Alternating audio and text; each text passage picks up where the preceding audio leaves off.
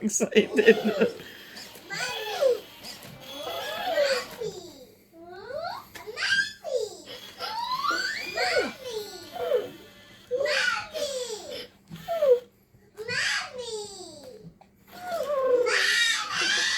Ilang piraso ng baboy ang nilabas mo, Apat. So, yung dalawa, sinigang. Bigyan ko sana wala na tayong gulay. Kasi naman kung lumabas. Tapos yung dalawa, iharin kasama. Bitin. Pwede ka naman mag-ihon dito sa loob yung nilinis mo yun, di ba? Parang pinirito lang yun ma eh. Bakit isa din? Pwede din naman na. Hot burger doon. Yan.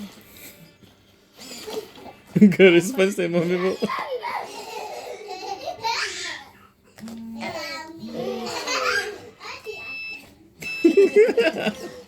Excited!